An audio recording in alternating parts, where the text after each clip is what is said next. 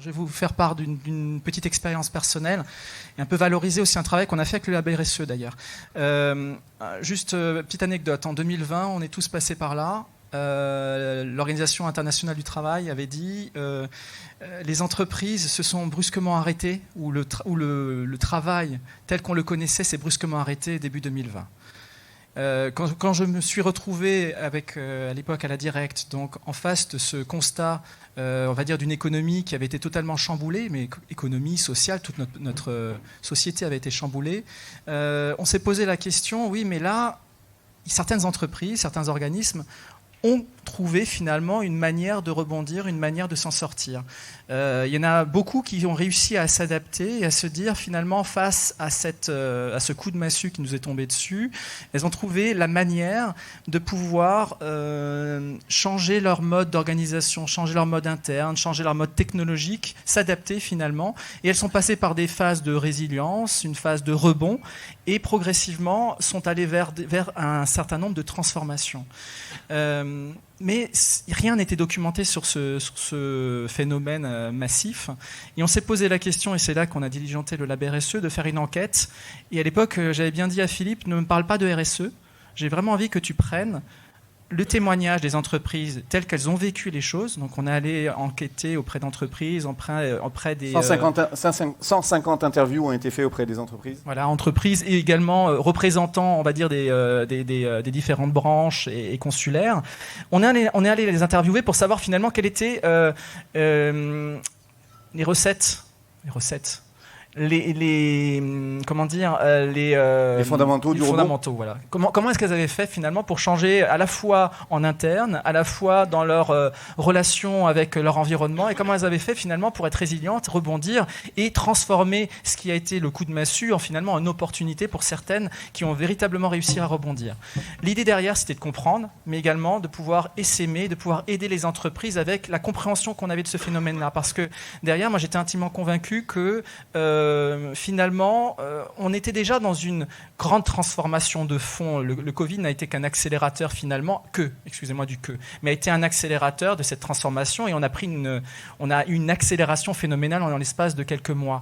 Mais ces changements qu'on appelle les transitions, qu'elles soient écologiques, environnementales, numériques, sociales, sont les fondamentaux de notre société actuelle. Or, certaines entreprises ont pu nous montrer, grâce à ces interviews, un certain nombre de pratiques, qu'elles soient au niveau du portage par le chef d'entreprise d'une posture, d'exemplarité, que ce soit au niveau du dialogue social renouvelé, ou de la manière de pousser finalement en interne l'humain qu'il y a dans l'entreprise à se poser des questions et à rentrer en vraie concertation et en collectif, que ce soit aux relations avec l'environnement. Tout ça, on a réussi à trouver des choses très très intéressantes, alors qui se rapprochaient pas mal finalement de la RSE, mais qui n'étaient pas de la RSE, qui étaient finalement des bonnes pratiques.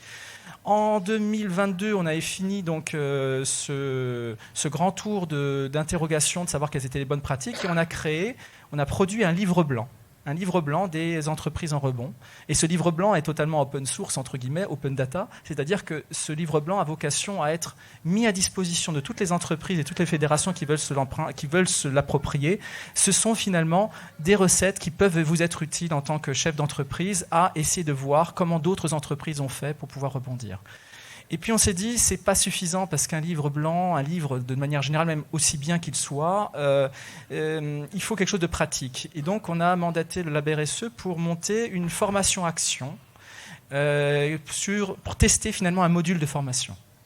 Tester une manière de partager avec des chefs d'entreprise comment est-ce que je peux m'approprier ces recettes, ces pratiques, et comment est-ce que je peux les transformer pour consolider mon management, pour consolider mon organisation. Et on a fait comme ça à peu près une 60aine d'entreprises qui ont joué le jeu finalement de suivre cette formation action. Les résultats qu'on a pu avoir, et je te parle sous couvert Il y a les entreprises et surtout tous les réseaux économiques. CPME, Union patronale, la Chambre des métiers, il y avait la Fédération du bâtiment, il y avait Caponor, qui est aujourd'hui plus Caponor, Marseilla, je crois. Bref, il y avait une dizaine l'ordre des experts comptables, il y avait une dizaine d'organisations économiques qui ont été infusées de ces recettes pour justement, elles, les transmettre auprès de ces entreprises et voir si pour elles, il n'y avait rien de nouveau, ou si au contraire, il y avait quelque chose qui pouvait être intéressant. Et la majorité ont dit qu'elles avaient envie de continuer et de poursuivre cette infusion. L'idée vraiment, c'était de pouvoir aider ou d'apporter des éléments qui peuvent aider les chefs d'entreprise à pouvoir rebondir. Et ça a tellement bien marché que là, en 2024, c'est un scoop, c'est une nouveauté. On va continuer à faire cet accompagnement-là.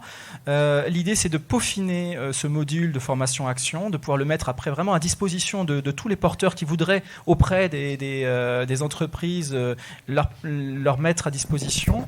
Et on a également beaucoup travaillé sur la transition écologique auprès des entreprises, c'est-à-dire au-delà de la prise en considération de « mais oui, il y a un fait ». Il faut qu'on bouge, c'est comment est-ce qu'on peut accompagner les entreprises à s'intégrer ces différentes composantes du changement. Et c'est vrai que le changement dans nos organisations est toujours pas évident à mettre en œuvre. Et donc l'idée c'est, alors on a fait un partenariat là cette fois-ci avec la Convention des entreprises pour le climat.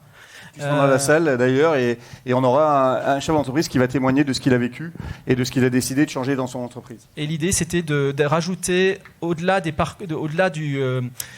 modules de prise en compte de la transition écologique, de rajouter également un parcours finalement de comment est-ce qu'on peut accompagner ces entreprises également à construire leur propre feuille de route de réorganisation, de renforcement de leur management interne et finalement de se rendre compte que le plus important de nos entreprises, c'est l'humain.